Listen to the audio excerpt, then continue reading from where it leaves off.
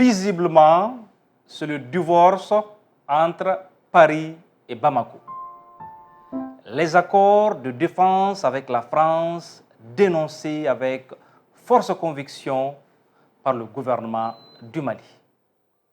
Le chef de la diplomatie malienne, Abdoulaye Diop, dans un entretien avec nos confrères de la télévision nationale, affirmait, je cite, « Il n'y a pas de base légale pour la France d'opérer sur le sol malien. » Paris réplique et met en garde, je cite, « Toute violation du cadre juridique ne saurait engager Barkhane. » Fin de citation. Les autorités maliennes accusent la France de violation de son espace aérien et parlent aussi d'espionnage. Le ministre Diop, au cours de cet entretien, a rappelé le cadre juridique des accords de défense entre le Mali et la France.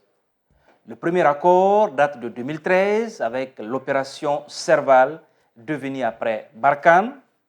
Le second accord de défense intervient en 2014 sous le magistère du président Ibrahim Boubacar Keïta Ibeka. Il met plus l'accent sur la coopération militaire, la formation. Le troisième accord voit le jour en mars 2020. Il prendra en compte l'opération Takuba, avec la présence sur le territoire malien des forces européennes venues appuyer Paris dans la lutte contre le terrorisme au Sahel.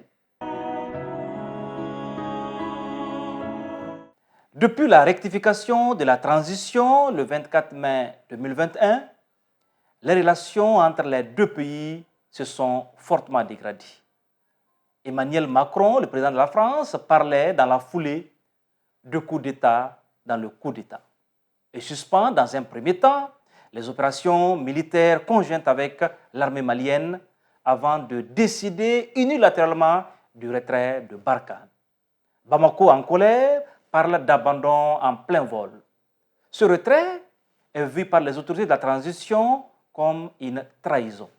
C'est le début de l'escalade verbale suivi de l'expulsion sans état d'âme de l'ambassadeur de France à Bamako, Joël Mayer. C'est la rupture des relations diplomatiques entre les deux pays. Et depuis, ce n'est plus le grand amour entre Bamako et Paris. Sur le plan militaire, le partenaire stratégique du Mali aujourd'hui est la Russie. La France ne gère pas le coup, c'est la guerre des influences. Le Mali et le Sahel deviennent un enjeu stratégique important pour les grandes puissances. Si beaucoup de Maliens se réjouissent et salient cette coopération militaire avec la Russie, force est de reconnaître cependant que les Maliens ne connaissent absolument rien des contours, les clauses et la teneur de cette coopération militaire avec la Russie. À ce niveau, c'est l'omerta. Une clarification à ce niveau s'impose. On gouverne pour le peuple et le peuple a droit à la vérité et à la transparence.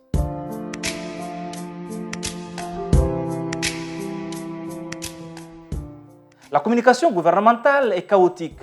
Aucune anticipation, aucune cohérence, aucune coordination. Le Premier ministre Choguel Maiga et le chef de la diplomatie malienne Abdoulaye Diop se contredisent sur un même sujet, les accords de défense avec la France. Il urge de corriger ces insuffisances pour une meilleure conduite de l'action gouvernementale.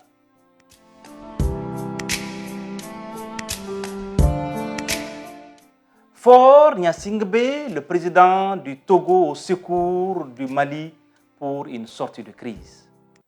Il a reçu le 4 mai dernier une délégation malienne conduite par le ministre des Affaires étrangères Abdoulaye Diop. La situation financière du pays est intenable et les autorités de la transition malienne le savent. Faure va-t-il gagner son pari, concilier les positions du Mali et de la CEDEAO en vue de la levée de l'embargo qui frappe durement le pays depuis le 9 janvier 2022. Il est jeune, mais il a de l'expérience. 17 ans au pouvoir, il a des cartes en main. À Faure d'être fort pour une sortie de crise au Mali.